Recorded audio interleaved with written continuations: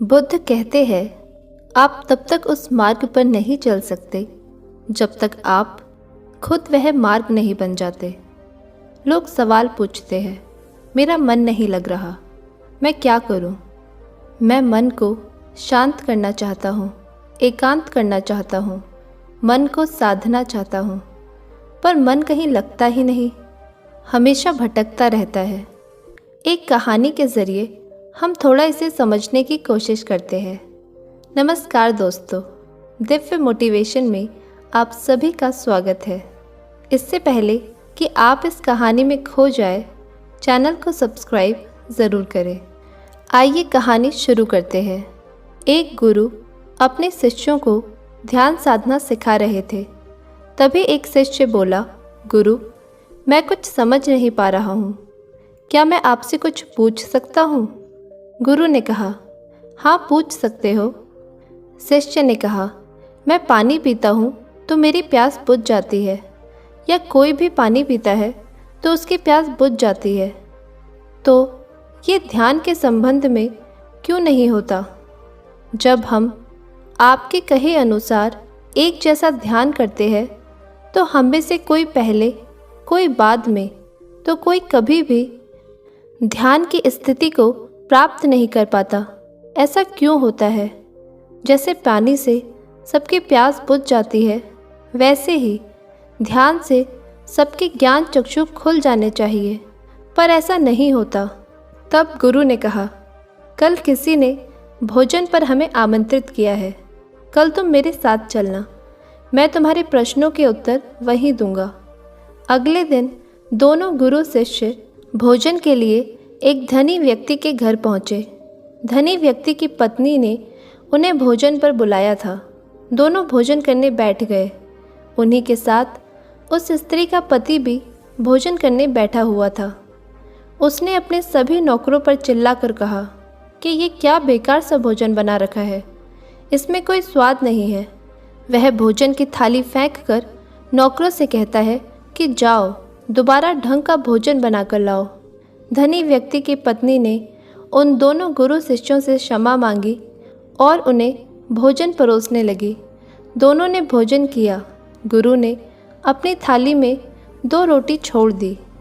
गुरु ने उस स्त्री से कहा कि बेटी, क्या तुम मुझे ये 2 रोटी बांध कर दे सकती हो?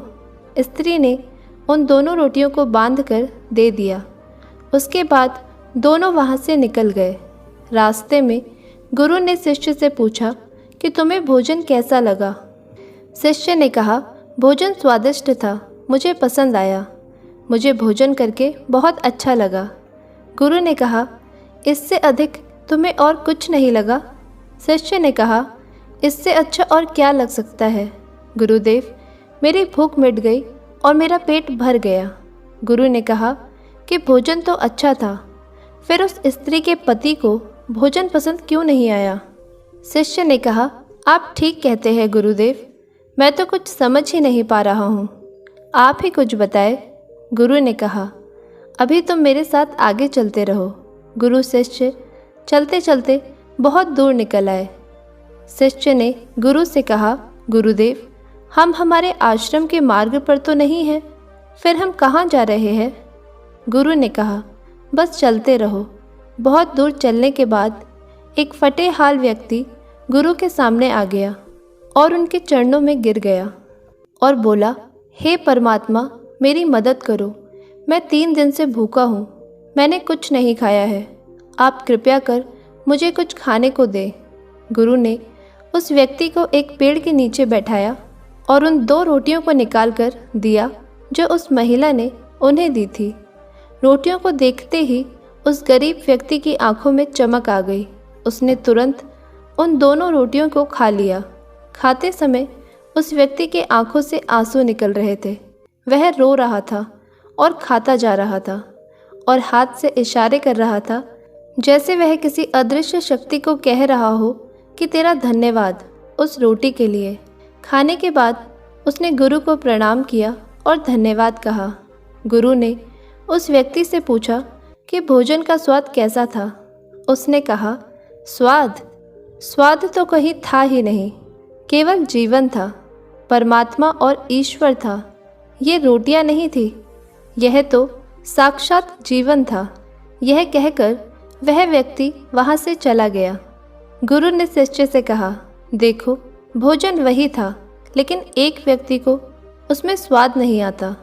तुम्हें इसमें स्वाद आया, तुम्हें भोजन पसंद आया, लेकिन वहीं इस व्यक्ति को इस भोजन में स्वाद नहीं आता, बल्कि वह इसमें ईश्वर, परमेश्वर और जीवन को देख लेता है। इससे पता चलता है कि व्यक्ति और भोजन की तृप्ति में भी अंतर है। पहले व्यक्ति की इसमें कोई तृप्ति नहीं होती, तुम्हें थोड़ी तृप्ति होती है, और इस व्यक्ति को अनंत तृप्ति होती है। ऐसा ही ध्यान के संबंध में होता है। जिसको जितनी ज़्यादा प्यास होती है, वह उतनी ही जल्दी मार्ग बना लेता है। उस शिष्य की जिज्ञासा का समाधान हो गया था, उसके प्रश्नों का उत्तर मिल गया था। लेकिन हमें हमारे प्रश्नों का उत्तर नहीं मिला। प्रश्न था, मन क्यों नहीं लगता? जो लग जाए वह मन नहीं है। मन का स्वभाव ही भागना है। जब हमारे आसपास कोई चीज़ अत्यधिक होती है, तब मन उससे भागने लगता है। जैसे उस धनी व्यक्ति का मन जो उस भोजन से भाग रहा था, जो उसके लिए एक आम बात थी। लेकिन जब कोई चीज़ हमारे पास सीमित मात्रा में होती है और हमें मिल भी जाती है, तब हमारा मन उससे जुड़ा भी रहता है और हम उस चीज़ की थोड़ी बहुत अहमियत भी रखते हैं। जैसे उस शिष्य का मन जो उस भोजन से थोड़ा बहुत जुड़ा था, तो उसने उस भोजन के स्वाद को भी जाना।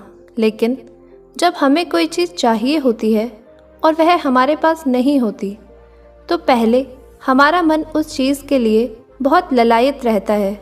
वह हर हाल में उसे पा लेना चाहता है। लेकिन जब कोई चीज़ प्राणों से जुड़ी हो, जैसे कि वह दो रोटी, और जब बात प्राणों पर आ जाए, तब मन गायब हो जाता है। तब आप स्वाद नहीं देखते, भोजन का प्रकार नहीं देखते, तब आपको सिर्फ भोजन चाहिए होता है। तब आप एकाग्र हो जाते हैं। भोजन के लिए जो मिले उसी में आपको आनंद आ जाता है। स्वाद हो या ना हो, आपके प्राण अंतर तक उसे स्वीकार कर लेते हैं। और यह तब होता है जब मन नहीं होता। हम मन को लगाने की बहुत कोशिश करते हैं। कुछ पढ़ाई में लगाने की कोशिश करते हैं, तो कुछ अपने काम में लगाने की कोशिश करते हैं। लेकिन आपने देखा होगा कि मन कहीं नहीं लगता, और यह लग भी नहीं सकता, क्योंकि इसका काम किसी चीज़ में लगना है ही नहीं, बल्कि इसका काम है आपको भगाना इधर से उधर। एक चीज़ आपको मिली तो दूसरी चीज़ पर ले जाना, दूसरी चीज़ आपको मिली तो तीसरी चीज़ पर ले जाना। मन संतुष्टि को नहीं जानता, वह केवल पाना जानता है। पाने के बाद भूल जाना जानता है। जो मिल गया उसे छोड़ देने की आदत होती है। जो छूट गया है उसे फिर से पा लेने की आदत मन की होती है। अपने ज़िंदगी के पिछले हिस्सों को देखें और जाने कि क्या आपका मन कहीं लगा है, कहीं रुका है, या वह केवल आपको अभी तक भगा रहा है और आप भाग रहे हैं। अब सवाल आता है कि अगर मन का काम भागना या भगाना है, तो क्या ज़िंदगी भर हम भागते ही रहेंगे? क्या हम कहीं नहीं रुकेंगे? ध्यान से देखो तो ज़िंदगी ऐसी ही है। जन्म से लेकर मृत्यु तक इंसान भागता ही रहता है, कभी किसी चीज़ के पीछे तो कभी दूसरी चीज़ के पीछे। लेकिन फिर भी कुछ इंसान अपवाद हो जाते हैं, फिर वह रुक जाते हैं, भगाना बंद कर देते हैं। तब चीज़ें उनके पीछे भागती है, वह किसी चीज़ के पीछे नहीं भागते। इसका सबसे बड़ा उदाहरण गौतम बुद्ध है। हम आम लोग कैसे अपने जीवन में ठहराव ला सकते हैं, कैसे हम अपने जीवन में एकाग्रता ला सकते हैं, कैसे हम अपने जीवन में अपने मन को, अपने आप को नियंत्रित करने से रोक सकते हैं। और इसका एक ही रास्ता है, और वह है ध्यान। मन भागता है, ध्यान ठहराव बुलाता है। मन लालच देता है, ध्यान लालच को देखने की दृष्टि देता है।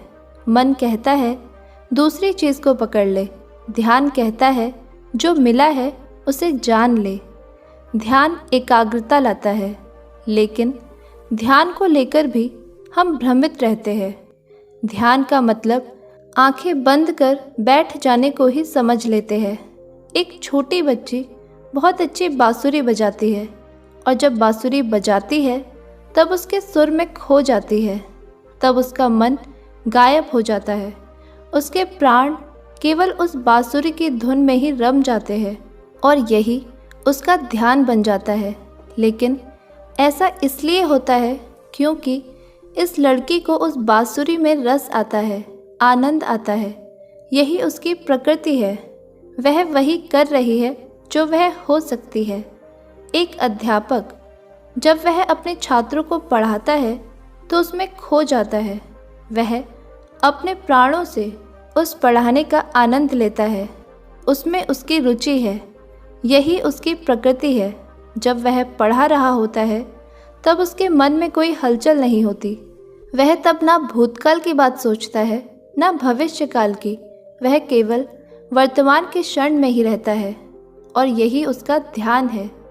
जो व्यक्ति जो है अगर वही होने लगे तो उसमें स्वतः ही ध्यान घटित होने लगता है। वह एकाग्र होने लगता है। लेकिन जब व्यक्ति कुछ होने की कोशिश करता है तो उसका मन हावी होने लगता है। एकाग्रता टूट जाती है और तब हम भागते रहते हैं। सब कुछ पा लेते हैं, तब भी सोचते हैं कि कुछ रह गया है। और यह अधूरापन कभी पूरा नहीं होता, क्योंकि जो आप हो सकते थे, जो आपकी प्रकृति थी, वह आप नहीं हुए, बाकी सब कुछ हो गए। ऐसे ही आप हमेशा अधूरे रह जाते हैं। तब मन कहीं नहीं लगता। मन की प्रकृति ही लगने की नहीं है।